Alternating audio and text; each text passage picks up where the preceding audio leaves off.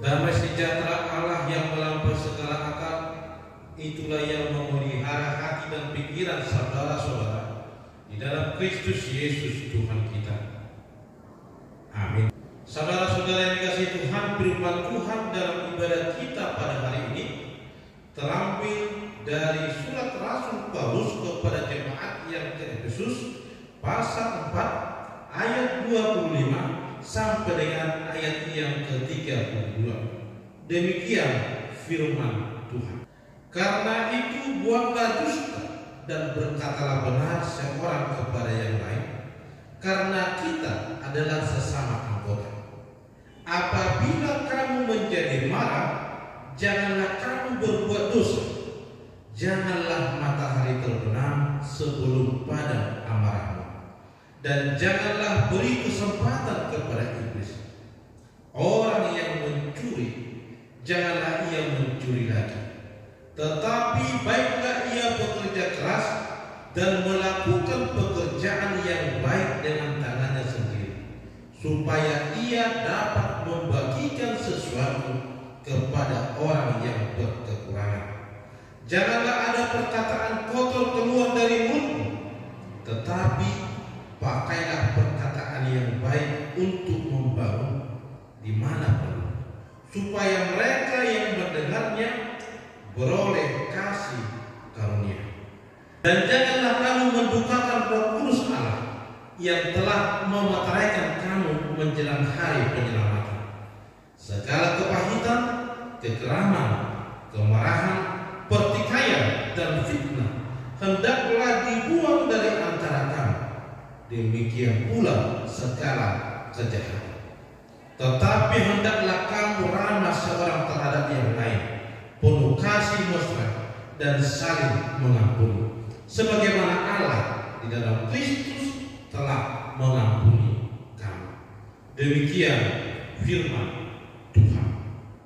Saudara-saudara yang dikasihi Tuhan, topik minggu kita hari ini adalah hidup baru dalam kasih Kristus.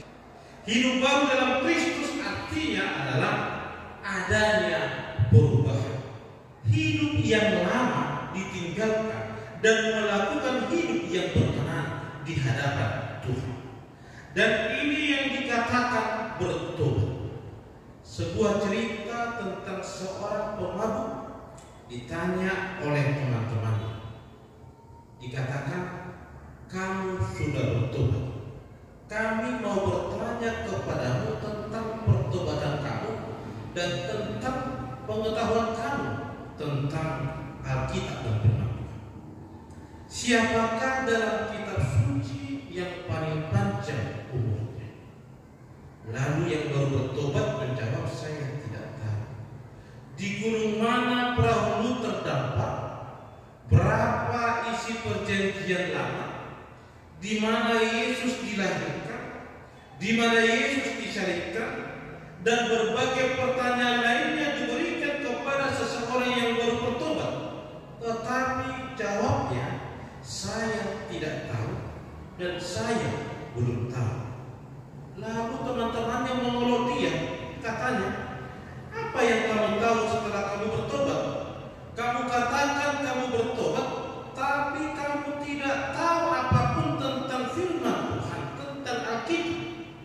Lalu yang baru bertobat menjawab, sebelum saya bertobat, dulu hidupku sama seperti kalian. Saya pemabuk, saya penjudi, dan saya selalu pulang pagi setiap hari. Tetapi setelah saya bertobat, saya tidak mau lagi. Saya tidak ada lagi utang karena saya tidak bermain judi lagi, dan sekarang saya bisa menabung. Istri dan anak-anakku sangat gembira menyambut saya pulang dari ladang, dan mereka tidak takut lagi yang selama ini mereka takut karena mulut saya berbau alkohol. Dan saya sudah bisa bersama-sama keluarga lagi dan bahagia, dan kami sering makan bersama. Inilah yang saya ketahui tentang pertobatan saya. Ternyata pertobatan bukan masalah tahu dan tidak tahu akan firman Tuhan. Farisi dan ahli Taurat juga tahu tentang firman Tuhan, tetapi mereka tidak melakukan kebenaran firman Tuhan.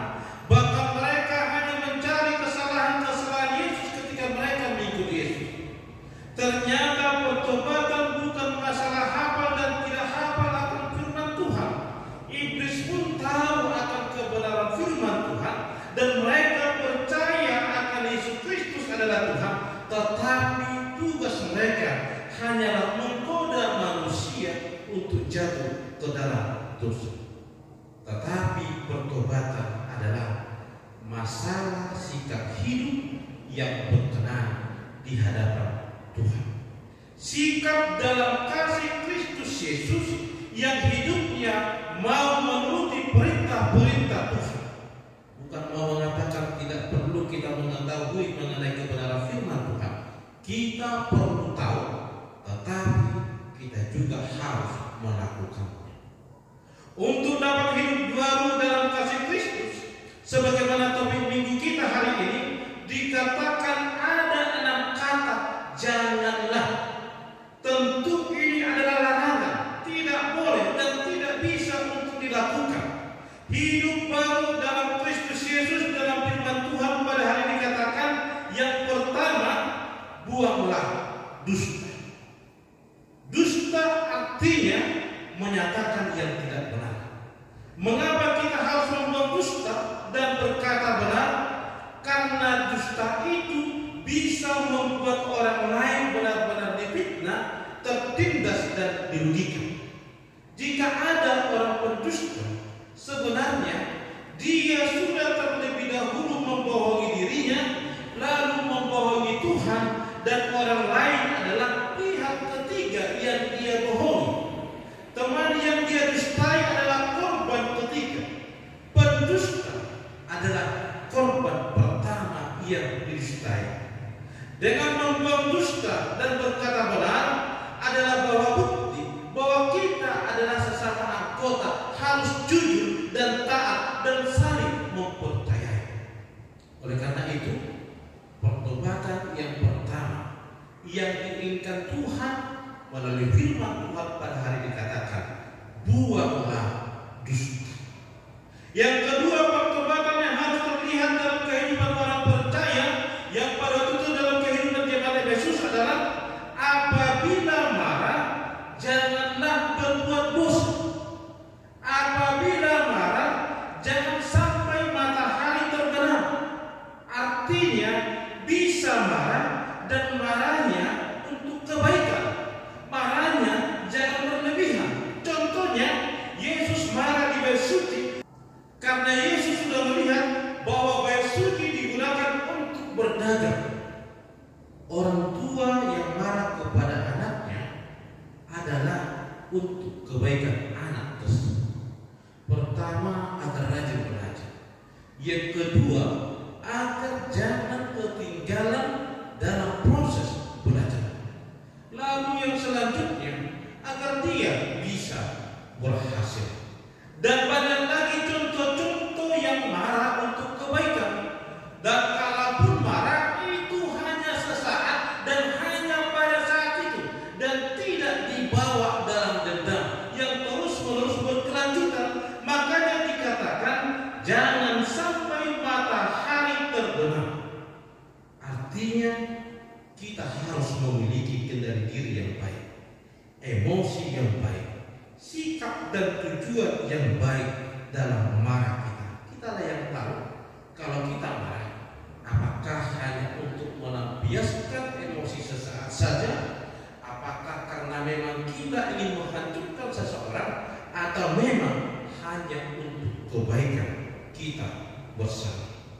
Dan yang ingat, janganlah marah karena hanya untuk kepentingan sendiri, dan jangan marah sampai matahari terbenam. Bisa marah, tapi jangan berbuat dosa. Dan ingatkan, cerdaslah mengendalikan amarah. Dan itu hanya bisa kita lakukan ketika Tuhan bersama-sama dengan kita dengan Roh-Nya. Oleh sebab itu dalam Yakobus 1 ayat 19 dikatakan, setiap orang hendaklah cepat untuk mendengar, tetapi lambat untuk berkata-kata, dan juga lambat untuk marah. Artinya setiap hidup orang percaya harus memiliki sikap emosi yang terkendali hanya di dalam Tuhan. Yang ketiga, firman Tuhan pada hari ini hendak mengajar kita dalam pertobatan kita, bahwa dalam hidup kita, dalam menghadapi suka dan duka, dalam menghadapi pembohong, dalam menghadapi sesama, dikatakan jangan beri kesempatan kepada iblis. Artinya hidup kita selalu dimata-matai oleh iblis agar kita bisa dirayu dan jatuh dalam dosa. Oleh karena itu orang percaya harus dikuasai oleh Roh Tuhan, seperti yang dikatakan dalam firman Tuhan sebelum firman Tuhan pada hari ini, yaitu pada ayat yang ke-3 dikatakan bahwa supaya hidup kita senantiasa dibaharui di dalam Roh, yang artinya kita biarkan Roh Tuhan yang berkuasa dan bekerja dalam diri kita, dan dengan sendirinya Roh itulah yang akan melawan dan menangkis dan menangking iblis yang datang, sehingga iblis pun takut untuk datang kepada kita. Tuhan menginginkan agar kita hidup baru, hidup dalam pertobatan yang dikatakan dalam firman Tuhan pada hari ini yang keempat, jangan mencuri. Artinya hidup orang percaya jangan mengambil yang tidak miliknya, tetapi dia mau bekerja dan menjadi berkat bagi sesamanya. Orang percaya tidak boleh mengambil yang tidak miliknya, tetapi dia mau menjadi berkat dengan cara bekerja, dan hasil yang dia dapatkan disyukuri, sehingga keinginan-keinginan untuk lebih, keinginan-keinginan memiliki yang tidak ada padanya tidak menjadi berlebihan dan tidak jatuh ke dalam dosa. Agar tidak melakukan pencurian, diingatkan agar kita boleh bersyukur atas hasil apa yang kita kerjakan di tengah-tengah kehidupan kita. Dan pertobatan yang keenam yang diinginkan Tuhan dari setiap orang percaya adalah jangan nada perkataan kotor keluar dari mulut kita. Perkataan apa yang keluar dari kata-kata kita sehari-harinya? Apakah perkataan kotor? Apakah perkataan bohong? Apakah perkataan baik atau membangun?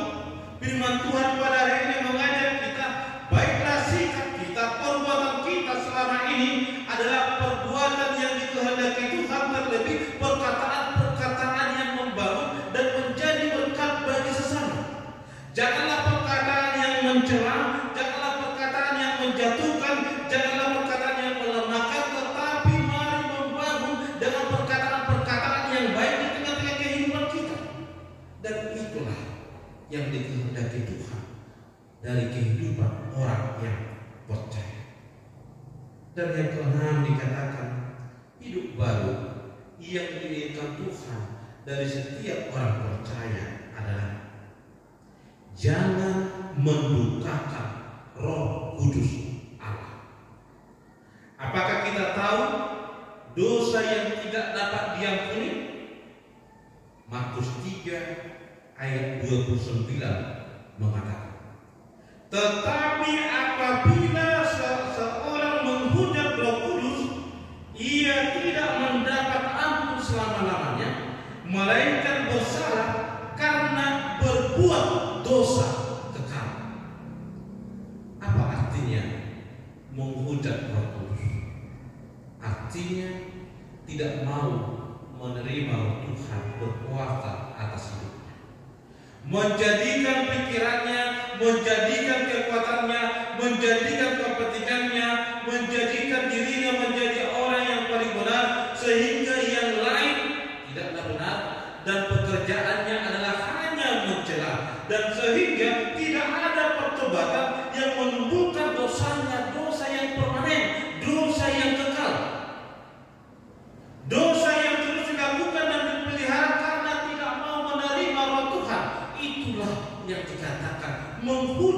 Roh Kudus.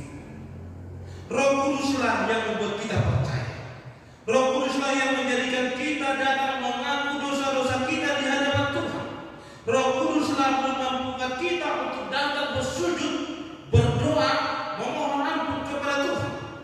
Tetapi kalau kita tidak mau menerima Roh Tuhan dan kita tidak mau dibimbing oleh Roh Tuhan, bisa jadi dosa-dosa kita menjadi dosa kekal, dosa permanen, sehingga kita akan menjadi sebuah kebenaran, dan itu akan mengarahkan kita kepada kematian selama-lamanya. Janganlah kamu mendukakan Roh Kudus Allah yang telah memateraikan kamu. Janganlah membuat Roh Tuhan itu menjadi berkutu. Janganlah membuat Roh Tuhan itu di luar daripada diri kita, tetapi Dia harus ada di tengah-tengah hidup kita dan berkuasa atas hidup kita, sehingga pertobatan kita, perbuatan kita yang salah bisa kita akui, dan kita akhirnya datang kepada Tuhan, dan kita akhirnya menerima pengampunan daripada Tuhan. Dengan kuasa Roh Tuhan, kita akhirnya tidak akan berdosa. Dengan kuasa Roh Tuhan yang kudus, kita tidak akan menjadi marah sembarangan, dan marah kita tidak sampai matahari terbenam. Dengan menerima Roh Tuhan, kita tidak memberi iblis berkuasa atas hati dan pikiran kita, sehingga kita tidak lagi mencuri, tidak lagi berbohong, dan melakukan kebaikan kepada sesama. Dan itu hanya bisa dilakukan dengan menerima Roh Tuhan yang sudah dicurahkan di tengah-tengah hidup kita. Oleh karena itu firman Tuhan mengajak kita hidup baru di dalam kasih Tuhan. Hidup baru artinya ada perubahan, ada yang harus ditinggalkan, ada yang harus diangkatkan, ada yang harus kita buang di tengah-tengah kehidupan kita. Dan itu hanya bisa kita dapatkan melalui bimbingan Tuhan yang berkuasa atas hidup kita. Terimalah Tuhan dan biarkan Dia berkuasa atas hati dan pikiran, sehingga kita boleh melakukan kasih Tuhan di tengah-tengah kehidupan kita, dan kita boleh hidup baru di tengah-tengah hidup kita. Hanya dengan bimbingan Tuhan melalui Roh-Nya, kita bisa mendapatkan hidup baru dan mendapatkan pengampunan, sehingga kita mendapatkan keselamatan yang daripada Tuhan. Amin. Kita berdoa. Terima kasih Allah Bapa yang baik atas firman yang Tuhan boleh mendengarkan kepada kami. Tuhan boleh mengingatkan kami agar kami Tuhan hidup baru di tengah-tengah kehidupan kami, dan itu Tuhan hanya bisa kami lakukan jika Roh Tuhan berkuasa di dalam hati dan pikiran kami dan berkuasa atas tubuh kami. Terima kasih Allah Bapa yang baik. Biarlah Roh Tuhan senantiasa berkuasa atas hidup kami, sehingga Tuhan kami boleh menjadi pelaku kebenaran firman Tuhan, dan kami Tuhan boleh hidup mengaku dosa kami, dan kami akhirnya beroleh keselamatan yang daripada Tuhan. Terima kasih Allah Bapa yang baik. Sertai kami, sertai seluruh jemaat-Mu Tuhan. Tuhan berikan sukacita, Tuhan berikan kesehatan, Tuhan tambahkan kepada seluruh jemaat-Mu berkat-berkat yang melimpah di tengah-tengah kehidupan mereka melalui pekerjaan tangan mereka. Tuhan berkati keluarga mereka satu persatu, anak-anak mereka Tuhan Kau jadikan menjadi anak-anak yang baik, anak-anak yang patuh, anak-anak yang taat kepada Tuhan dan setia kepada Tuhan, yang duduk dalam bangku sekolah dan berkuliah. Biarlah mereka Tuhan boleh rajin belajar, dan mereka Tuhan boleh melakukan proses pembelajaran mereka dengan baik dan memperoleh cita-cita mereka Tuhan. Yang Kau sertai Tuhan anak-anak jemaat-Mu Tuhan yang sudah selesai dalam kuliah dan mencari pekerjaan. Biarlah Tuhan tunjukkan pekerjaan bagi mereka sesuai dengan talenta dan kemampuan mereka. Yang Kau sertai Tuhan anak-anak Tuhan di mana secara usia Tuhan sudah patut untuk menikah. Biarlah Tuhan yang menunjukkan perjodohan yang sepadan dan yang iman bagi anak-anak jemaat-Mu, sehingga Tuhan mereka boleh bersukacita. Engkau berkati Tuhan anak daripada jemaat-Mu dan juga Tuhan jemaat-Mu sendiri yang sudah berumah tangga dan merindukan anak. Biarlah Tuhan yang memberkati mereka sehingga mereka Tuhan memperoleh karunia berkat Tuhan yang sudah mereka rindukan. Terima kasih atas Bapak yang sertai kami dalam menjalani kehidupan kami. Di dalam Kristus Yesus